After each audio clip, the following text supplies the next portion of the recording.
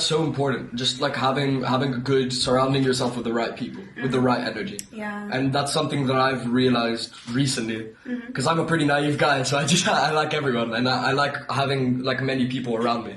But recently I've been realizing that, you know, some people might not be giving me the energy that I need, or some people might not be giving me, you know, some people might not be good for me. And as much as that doesn't mean that that person is inherently bad, right? That doesn't mean that that person is bad, but it just means that in relation to me, they're not good. Like, they don't affect me positively.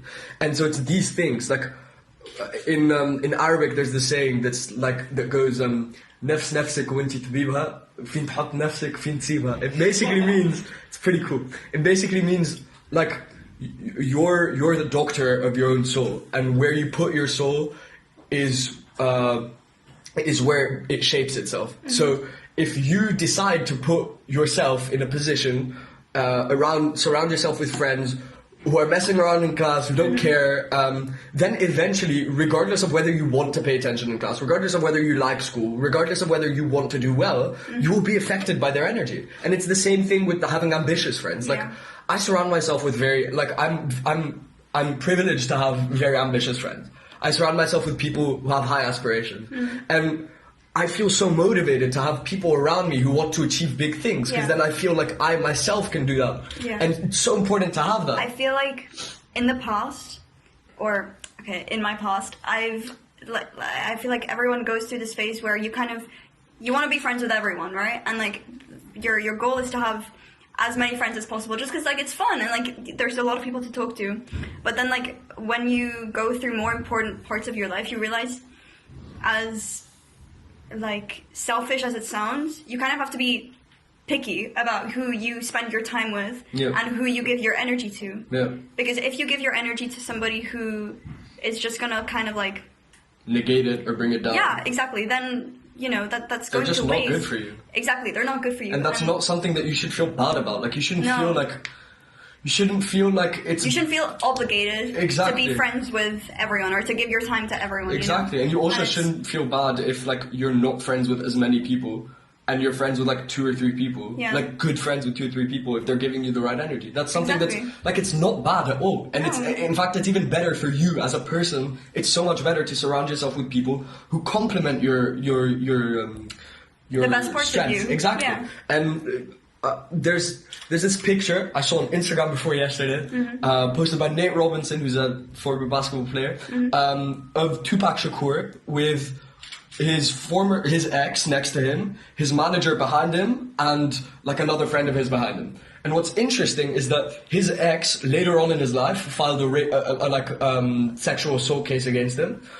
I'm not sure whether it's true or not, but apparently it wasn't. Or apparently it was. But anyways, I'll get back to you guys on that.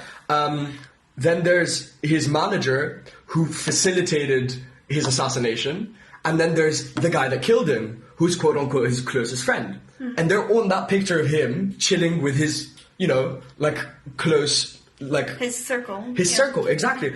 And it just goes to show that like the people in your circle, like if you want to think of people that want to bring you, like most likely a person that will want to bring your energy down or would want to see you not succeed is most likely someone that's in your closer circle. And it's that's not a really someone that's weird thought. Exactly. Yeah. And that's why when you like sense some stuff that's a little off, right?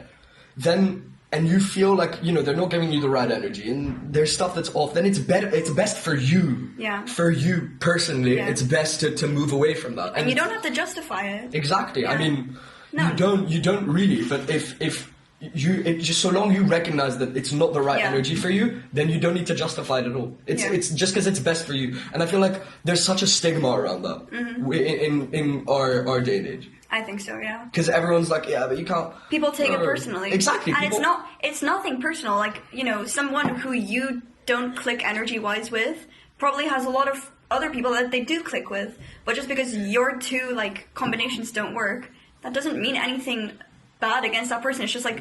That little connection doesn't work. And it's also like it's also just preventing a whole bunch of like unnecessary conflict. Because if two egos are like, you know, like if stuff clashes in a friendship, then it's just not gonna work. And I mean, I don't think that's you're not obligated to be friends with everyone. But I also think that cutting people off based on like, because that's something that's happened with me, is I wanted to cut someone off as a friend. Like I wanted to just distance myself from this friend because I was hearing a lot of like bad stuff, you know? And I think that's when it gets a little iffy. Because if you cut someone off based on rumors or something like that, then that's typical high school stuff, you know? Yeah, that's so true. No, I mean like just, I think this is something we're probably going to experience for the rest of our lives. Like, you're going to be surrounded by people who don't wish the best for you. And that's kind of what it's going to be like at first. And little by little, you can kind of distance yourself from those people. But you have to kind of, like, make sure that, you know, like, even if you get a little bad feeling, just, like, ask yourself, like, am I really friends with this person? Yeah. Or, for example, because we're in school, am I only friends with them because I see them 5 days a week? I also exactly. I think a really important question to ask yourself with regards to your friends is, there are two questions that I think you should ask yourself with regards to your friends. The first question is, are you really yourself when you're around this person? Like, are you truly yourself, the person that you know you are? Do you embrace your identity when you're around this person? If it's a no, then that means you're still insecure around them, which means that there's something that you don't like. There's something that you don't trust. Exactly, and then that's bad. Yeah. So I think that, first of all, is one thing that you should look into, but I think it's always important to go and look into yourself before you look into other people, because that's always happened, that like it's something that's wrong with you, and it's not a bad thing, but something that's up with you makes you lash out to people that are around you, and that's really, go on, David. So are you yourself around all of your friends? Huh? Are you yourself around all of your friends? Am I myself around all of my friends? Or like how many of your friends, like percentage-wise, would you say that you... I think I have like five friends who I'm like my complete self, who know exactly who I am. And it's hard, right? Like, it's weird to know that someone knows exactly who you are, because no one can be in your mind, but you just know that they know like what. And so I think that's the part that's really interesting. And like those are the core, like those are the people that are really close to me. And I like to keep my circle small, because the more people you have, the more people you can suspect. And it's just like, you know, Othello and Jenny the Othello by Shakespeare, and the green-eyed monster. It's this idea for jealousy, and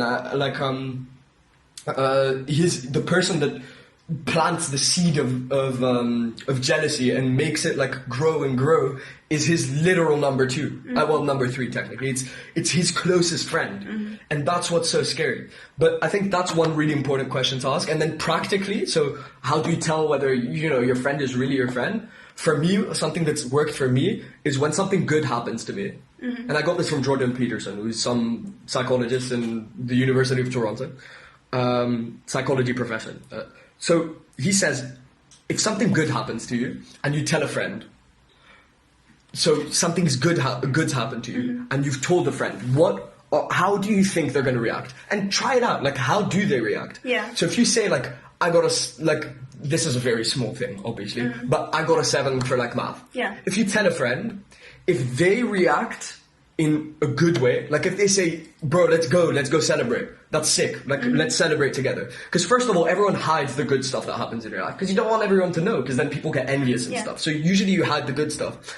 And then if they react and they're like, oh, that's so sick, like let's go celebrate, then you know that's a good friend, because he puts you above himself. He's not comparing himself to you. Yeah, he's not comparing. Whereas, if you were to tell a friend, I got a 7, and they told you, oh, that's sick, I got a 5. No, if they're like, shut up, yeah. Or, I got a 5. Exactly, or like, I know a guy who, my other friend got an 8 on it. Like, that's not a good friend, because that's not someone that's ready to celebrate your positive outcome. Yeah. And so why would you want that negative energy in your life? But there's not many people that aren't like that. I think deep down, a lot of people are like that. Like what you but when you achieve a level of friendship with someone, yeah, of course, it gets to a point where when you tell a friend that something good happened to you, even if something bad's happened to them, like even if like let's say like you got a grade for math and something good's happened to you and they've gotten a worse grade, they'll still celebrate with you. And that's like those are the best types of people. Yeah, and those are the people that you should have in your circle. Yeah. Because people that aren't like that will always, they can always be pushed to a level where they'll turn on you for their own, you know? Yeah. Like people that won't always celebrate with you when something good's happened. Those people are the type of people, like the type of friends that you want to keep an eye out for, because they can turn on you when stuff gets when stuff gets serious. They can turn on you, and that's a very sad realization. I think it's a very, very sad realization, because when you think people have the right to still be able to, I mean, imagine like you go up to your friend and you're like, yeah, I got a 7, and he's like, I got like a 2. Do they need to celebrate with you? Is it reasonable for them to be able to just, have their own like thoughts on it? Of course not. But you can kind of tell. You can tell there's when a difference between someone being like genuinely happy for you, even if something bad has happened to them, and someone being jealous, and someone being jealous, exactly, or someone comparing themselves. That's all down to ego. Yeah, exactly. Yeah, and like ego is just.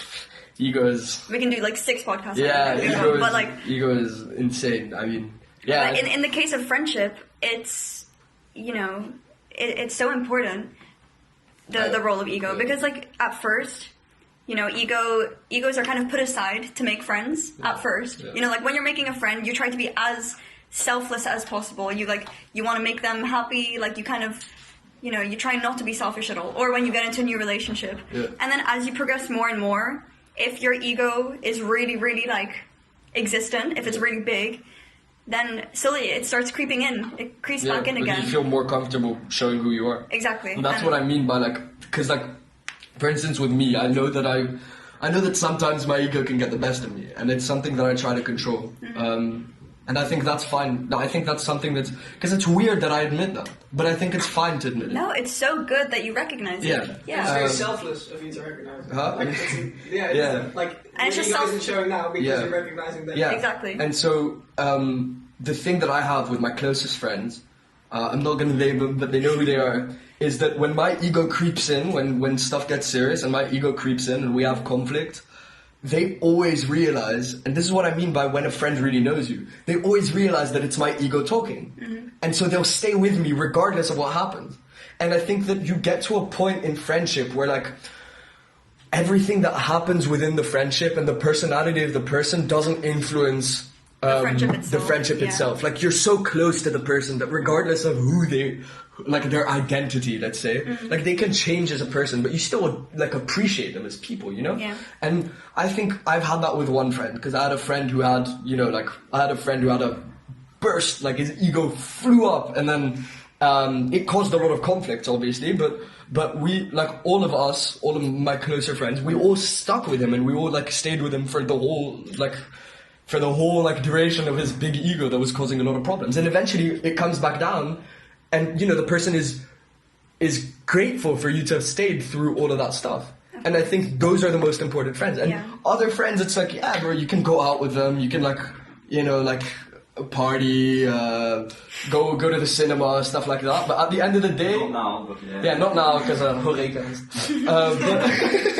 But at the end of the day, they're not like your friends. Like they're friends, but they're not your circle. They're not the people. This is an analogy that I always use. They're not the people that after you graduate from high school you're going to be talking to. Mm-hmm. You're just not going to talk to them. Yeah. It's like 90% of the people that you're around now, you're not going to talk to, bro. You're just not going to. And so why do you care so much about how people feel about everything, if you know that, like, why would you let someone influence your life, influence such a limited time that you have on this planet?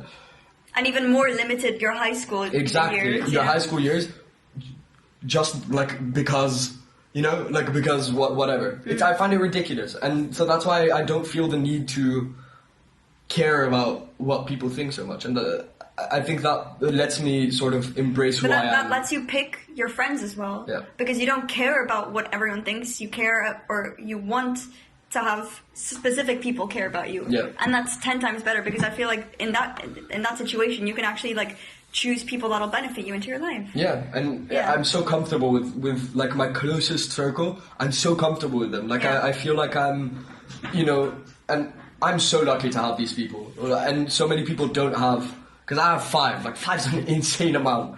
compared to, you know, like, and it's so nice to have a circle of people that you know will always be there for you and will always care for you and will always recognize when stuff's not going well and be there. And I know that all of you, the people that are watching, you know, usually, you know who that person is, right? And you know who that person isn't as well. And you can always recognize who that person isn't. Even if at first you don't admit it to yourself. Exactly, because you'll usually not admit it to yourself. Because you don't want, like, if you've built a friendship with someone over so many, like, years, you don't want to tell yourself, like... They don't want the best for me. Yeah, because it's not nice to think. But if you think about it, like, you will realize really quickly, you know? And it helps so much in your own energy. And I speak from experience. I mean, I'm still like 16, so there's not much experience in there. But I speak from experience. You will see a positive change in your energy if you cut off the people that are influencing you badly, that don't care, that just don't care about you. You'll see good change. And it's for the best. Like, it's for the best for you. Yeah, for sure. And I think that's so important. I mean, as someone said to me, like, cut off toxic people from your life and you'll see how much better you feel, how much better you look, how much healthier you are, you know? Yeah, it's insane. It's so crazy how much of an influence. But you're always wearing, like, rose-colored glasses around your friends, I think. I don't think you can, like, cut someone off. Oh, I thought you meant literally now. I got really confused. Like, What did that happen? So you tell us, David. Yeah, I agree. I think that you can never, but I think that... You can cheat yourself into believing that, like, you know, oh, like, these people are fun to be with, so, like, they want the best for me. That's what you mean, right? Yeah, but, like, you know, when I think the best... It comes down to it, you know. Yeah, I feel like there's a certain level of when you're really close to your friends, when they really know you, you know that you can be comfortable even, you know, without wearing the rose-colored glasses, you can just be comfortable But the way you are. you don't wear. That's the thing. When you get to your closest friends, your inner circle, it's so nice because you don't wear your rose-colored glasses. Like compare what you're like when you're with your family, if that's, you know, nice for you, if you enjoy being with your family.